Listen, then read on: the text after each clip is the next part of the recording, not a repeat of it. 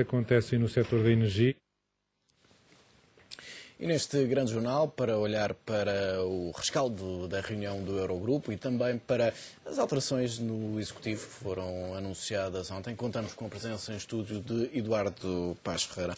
Professor, muito boa tarde. Obrigado por estar aqui e deixe-me começar por esta remodelação e pergunto-lhe desde logo se a palavra remodelação é demasiado forte para o que assistimos. Muito obrigado, Ruben Bicho. É sempre um prazer começar, mas esta é uma verdadeira surpresa. Pedi-me que pronuncie sobre remodelações governamentais. Enfim, eu não faço parte de um conjunto de profissionais que é para aí intitulados comentadores políticos. Portanto, não consigo fazer um comentário da remodelação governamental. Se foi uma remodelação, se não foi, se foi boa, se foi má.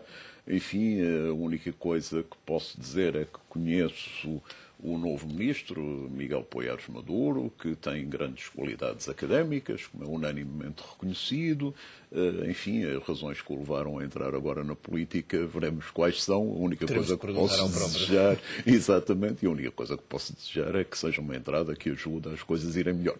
Mas sentia que nesta altura era importante que, de facto, tivéssemos aqui caras novas, nomes novos no Executivo? Bem, eu julgo sempre sob a tal ressalva de que não sou comentador político, que é um sentimento geral de que o governo, tal como estava, já não conseguia responder às expectativas dos portugueses.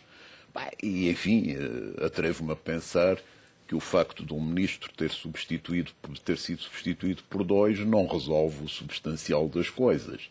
Tanto mais quanto aparentemente não implica qualquer alteração no rumo que tem levado a este mal-estar óbvio dos portugueses, não só dos partidos de oposição, mas mesmo de pessoas ligadas aos partidos que estão no governo. Custa-me a crer que o simpático Miguel Poiares Maduro e o igualmente simpático Marcos Guedes, que creio que já era secretário de Estado e foi promovido a ministro, sirvam para alterar substancialmente a percepção que há sobre este governo. E olhamos para a Europa, acha que da Europa também pode surgir algo que mude substancialmente o rumo de Portugal? Olha, eu aí atrevia-me a pedir-lhe uma confirmação. A reunião do Eurogrupo já acabou. Do Eurogrupo já terminou, nesta altura estará a decorrer a do Ecofin. Muito bem, é que eu espero que acabe a horas decentes. Porque a última vez que se reuniram, acabaram às 6 da manhã e tomaram aquela célebre decisão sobre o Chipre. E o Wall Street Journal, com toda a razão, comentou que tinha sido seguramente uma decisão tomada por pessoas com efeito de privação do sono. De maneira que eu já não estariam na posse de todas as capacidades. É a mais benigna das explicações para o disparate que de lá saiu, digamos.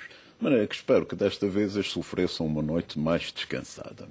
Quanto ao resto, quanto às decisões que já terão sido tomadas, há uma que é uma espécie de pré-decisão para tomar uma decisão em maio em relação ao alargamento dos prazos de Portugal e da Irlanda.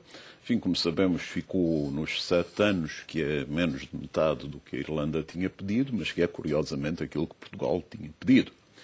Claro que isto é uma boa notícia. Tudo o que vem à rede, digamos, pode-se dizer é boa notícia. Mas isto, se me permite, a minha percepção, enfim, não muito otimista, quem me dera poder ser otimista, estou profundamente convencido que não resolve nada. Isto é só uma forma, se quiser. Hoje em dia, os cidadãos europeus e os governos europeus só me lembram aquela figura mitológica grega do Sísifo, que empurra, como sabe, para um monte acima uma enorme pedra e sempre que chega ao cimo a pedra volta a rolar. Pronto. Eu acho que toda a gente já percebeu isto. Agora, de vez em quando... Nem toda a gente, eventualmente. Não? Acha que não? Eu julgo que a generalidade. Agora, tal como sucede, aliás, na interpretação que o Jean-Paul Sartre fazia do mito de Sísifo, algumas pessoas preferem fazer de conta que não percebem isso. E outras, eventualmente, ficam convencidas que esta pequena benesse pode ajudar a chegar lá acima mesmo com a pedra e a equilibrá-la. Mas é evidente que não vai conseguir, porque o problema real é que uma economia estagnada, ou pior que estagnada, uma economia em recessão como temos, nunca vai gerar os meios necessários a pagar a dívida pública. E, portanto, isto é mais uma medida totalmente inútil. Perdão, totalmente não quero exagerar, mas é uma medida que não resolve as questões de fundo. Faz parte, aliás, desta estratégia de ir como é que ia dizer, de ir tentando acalmar as coisas até às eleições alemãs. As eleições alemãs já estiveram mais longe, já são em setembro, o tempo vai passando, mas os estragos vão sendo cada vez maiores. E depois, se bem entendi, também houve uma declaração quanto ao Chipre, também houve a aprovação do bailout, do resgate ao Chipre. Mas neste momento... altura em que também já sabe que... Já sabe que está desatualizado, que os números estão errados, que é preciso mais. Afirma-se que não se quer dar mais nada ao Chipre. O Chipre considera a hipótese de vender o euro, mas, entretanto, já há também uma briga entre o governador do Banco Central e o governo. O governo cipriota ameaça o governador do Banco Central e o presidente do Banco Central Europeu escreve logo ao governo cipriota a dizer: não tocam neste senhor, sou eu é que toco nele. Portanto, continuamos sensivelmente na mesma e, portanto, é mais uma reunião, em maio haverá outra e continuaremos a ter reuniões destas de vez em quando. O que, pelo menos, tem esta vantagem, dá-nos aqui um pretexto para conversar. O que já não é nada mau. E em relação a Portugal, teremos também, certamente, na próxima semana, muitas reuniões entre o Executivo e a Troika para encontrar aqui estas medidas para contornar a decisão do Tribunal Constitucional. Acha que o Tribunal Constitucional acabou por sair aqui quase como o vilão da atual situação de Portugal? Bem, digamos, permite-me antes ir à vinda da Troika primeiro e depois ao Tribunal Constitucional. Portanto, a Troika vem segunda-feira, vai chegar, digamos, cá como habitualmente, vai ser instalada no Hotel Ritz, e eu peço desculpa, eu não gosto muito de populismo, mas não posso deixar de me juntar a umas vozes que se indignam com a circunstância dos nossos impostos servirem para colocar uns senhores que são funcionários de organizações internacionais principescamente pagos, com planos de reforma generosíssimos, que praticamente não pagam impostos e que vêm a Portugal para estadias, digamos, no hotel, não só o mais luxuoso e provavelmente o mais caro de Lisboa, como simbolicamente isso mesmo. Ou seja, a Troika que vem impor a Portugal medidas de austeridade e que vem dizer aos pobres: aguentem a pobreza, sejam mais pobres. Porquê é que não dá o exemplo? Eu não lhes peço que façam sequer como o dono da IKEA, que quando vem a Lisboa vai para uma pensão na Praça da Alegria. Caramba, mas entre a pensão da Praça da Alegria e o Hotel Ritz, não seria de bom senso o governo português sugerir-lhes que parassem em qualquer outro hotel? Eu acho isto verdadeiramente espantoso quando se diz, por exemplo, é preciso saber... Pois, as pessoas querem... Lembro-me de um ministro que declarou qualquer coisa do género. É preciso saber... As pessoas estão dispostas a pagar impostos. Para quê? A melhor resposta é: para isso não estou. Para não haver fome. Faz favor. Bom, então, se me permite, portanto, digamos, o ministro Vítor Gaspar, creio que hoje revelou que já tinha uma espécie de plano medidas. B, o que é raro. Normalmente este governo só tem planos A, por vistos só tem Bs quando as coisas correm mesmo muito mal. É um pouco estranho, são medidas extremamente sensíveis que deveriam ter sido, uma vez mais, objeto de concertação social, que podiam ter sido negociadas e que não foram. Foram, mais uma vez, negociadas no exterior, em vez de serem negociadas no interior. E deixe-me dizer-lhe que, quando vinha mesmo a entrar, ouvi uma declaração do Sr. Presidente da República, e estou de acordo com ela, de contentamento sobre a decisão do Eurogrupo. Enfim, estou nos limites que já assinalei.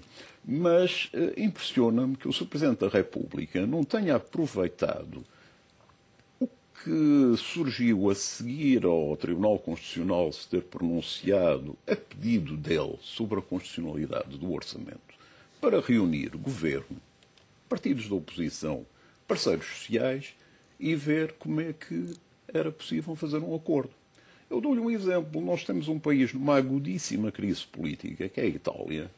Temos um presidente que é um senhor respeitabilíssimo, mas que tem 90 anos, que é o Jorge Napolitano. Está a um mês de sair. Tem poderes muito inferiores ao poder do Presidente da República português. E, no entanto, fez um esforço que talvez não valha muito, mas foi muito simbólico nesse sentido. Pediu a sábios jurídicos. Bom, sábios jurídicos em Portugal ninguém acredita que há juristas sábios, só há economistas sábios, como sabemos.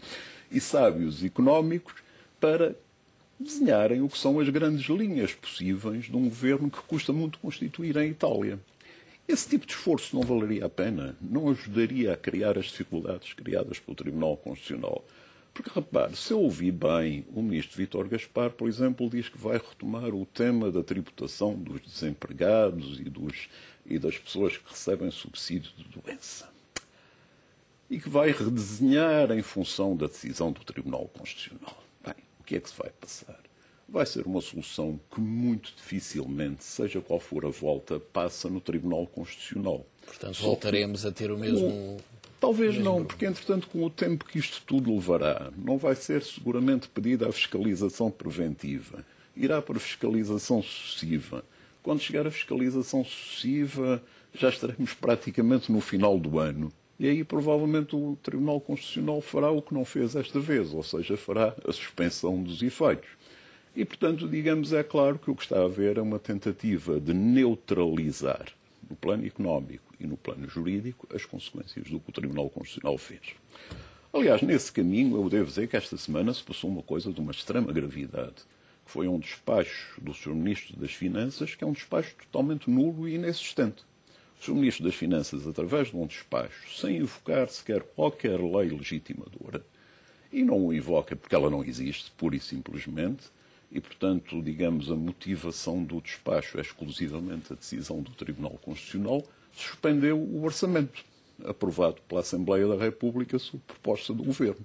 O que significa que o direito desapareceu em Portugal. Porque se o Governo considera que pode suspender a lei por um simples despacho, eu não sei qual é a legitimidade que temos. Sei lá, por exemplo, como é que eu posso explicar como é que um juiz pode condenar um ladrão porque ele violou a propriedade privada? É um direito como outro qualquer. Mas se esse despacho não existe, é também sinal de que as instituições que seriam afetadas por esse despacho também podem, eventualmente, ignorar essa ordem. Como sabe, dentro das possibilidades financeiras que ainda tenham. Como sabe, houve, aliás, uma reação muito viva do Sr. Reitor da Universidade de Lisboa. Exatamente. E, repare, o Sr. Reitor da Universidade de Lisboa, o professor Sampaio da Nova, é uma pessoa que tem uma atuação exemplar neste período e que levou pela frente, provavelmente, a mais útil das reformas do Estado, que foi a junção das duas grandes universidades de Lisboa. No entanto, aparentemente foi ele o único dirigente público com coragem para vir dizer mais ou menos o que eu estou a dizer, noutro tom, menos jurídico que o meu, mas dizer eu não respeito este despacho. E eu creio que todos os serviços estão totalmente legitimados para não o respeitarem. Mas não sei se o vão arriscar. Claro, há aqui um argumento, não queria escamotear, que é a natureza temporária do despacho. E é com isso, digamos, que o Governo tem jogado. Dizer que se trata de uma pura suspensão temporária até ao próximo Conselho de Ministros. Mas isso não altera o essencial da questão. Eduardo Paes Ferreira, foi um prazer contar com a presença neste grande jornal. As notícias é que não são muito presenteiras, não é? Mas vamos tentando. Obrigado. Obrigado. Até para a semana. Mais de 272 mil empresas